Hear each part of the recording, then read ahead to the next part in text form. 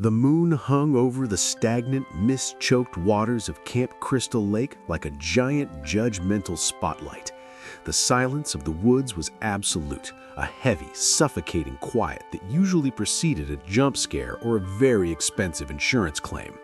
That silence was shattered by the rhythmic whap, whap, whap of a torn tactical parachute and a string of creative profanities that would have made a sailor blush.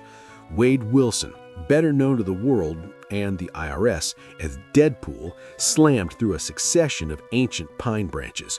Each limb hit him with the force of a professional wrestler, snapping ribs and bruising organs that he was pretty sure he didn't even need. Finally, his parachute snagged on a sturdy oak, jerking him to a violent, rib-cracking halt 6 feet above the forest floor. He dangled there, swaying like a very annoyed, red spandex-clad Christmas ornament. Great, fantastic, 10 out of 10 on the how to look like a failure scale, Deadpool muttered, his voice muffled by the mask. He poked at his earpiece, which was currently emitting a sound like a bag of chips being crushed in a hurricane. Dopinder, you there? I've landed in what appears to be the setting of every horror movie my therapist told me to stop watching. The 5G is non-existent, the vibes are cursed, and I'm pretty sure I just saw a squirrel with 3 eyes. Send the taxi, bring snacks, and maybe some industrial-strength bug spray, the kind that works on ghosts. Static was his only answer. With a weary groan, Deadpool unbuckled his harness. Instead of the graceful 3-point superhero landing he'd envisioned, his boots slipped and he face-planted into the damp, needle-strewn soil with a dull, wet thud.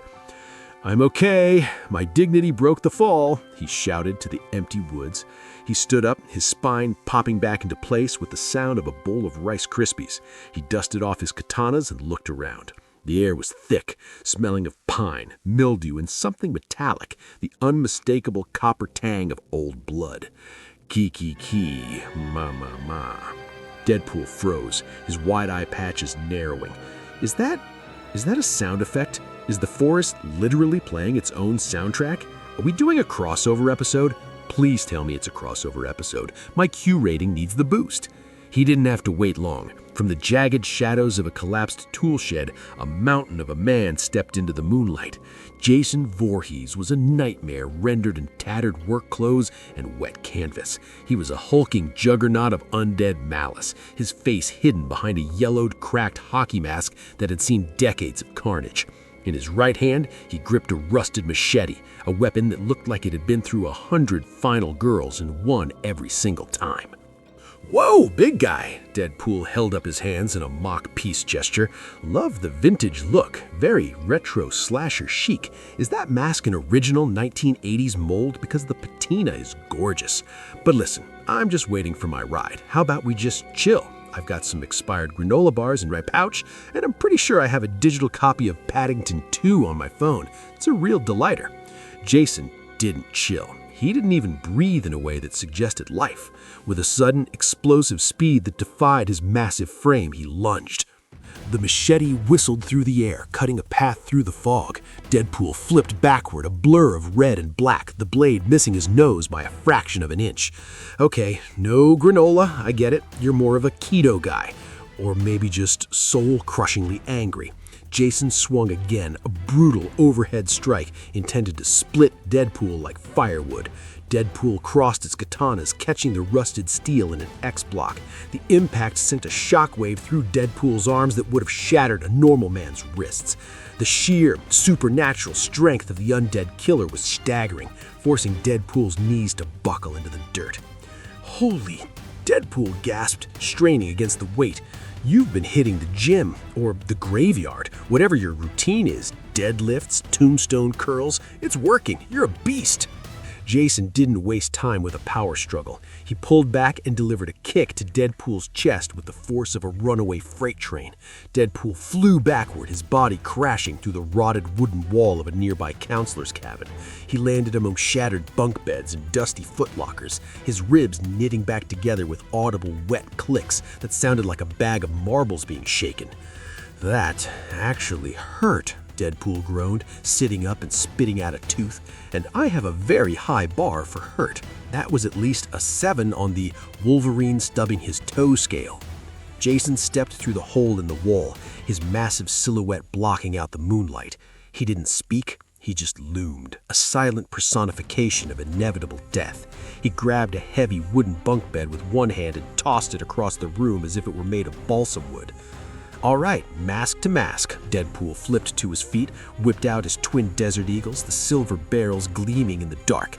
Let's see how you handle the 21st century. Spoiler alert, it involves a lot of lead.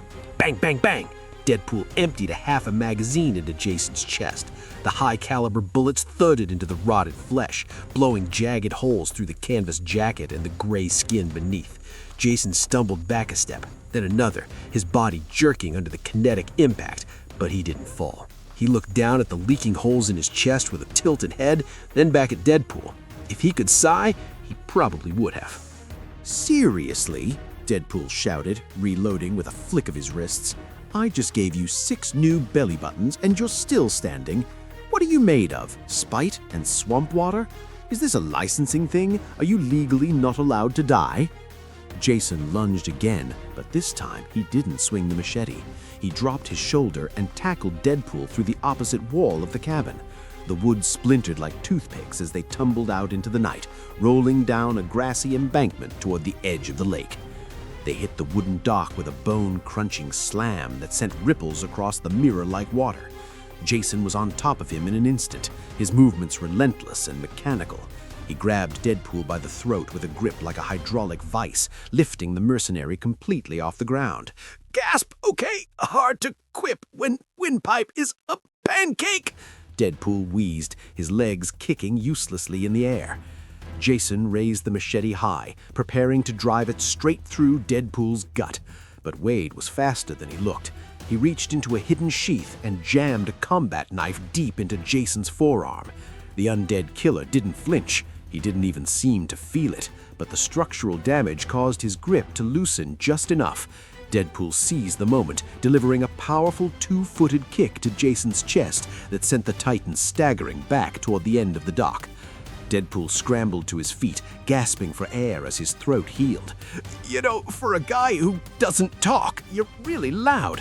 Your body language says, I want to wear your skin as a hat, but your eyes say, I never got over that summer in '79.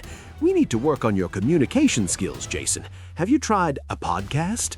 Jason recovered instantly. He swung the machete in a wide, terrifying arc, slicing through the heavy wooden pylons of the dock.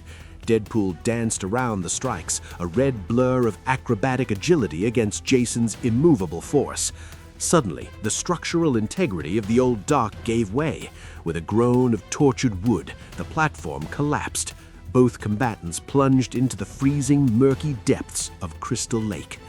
Underwater, the fight took on a surreal, slow-motion brutality. Jason was in his element, moving through the dark water with a terrifying, ghostly ease. He grabbed Deadpool's legs, his massive fingers bruising the bone, and began to drag him down into the black silt of the lake bed. Deadpool struggled, his lungs burning as they filled with lake water. He couldn't drown, at least not permanently, but he really didn't want to spend the next 3 hours as a human bubble maker.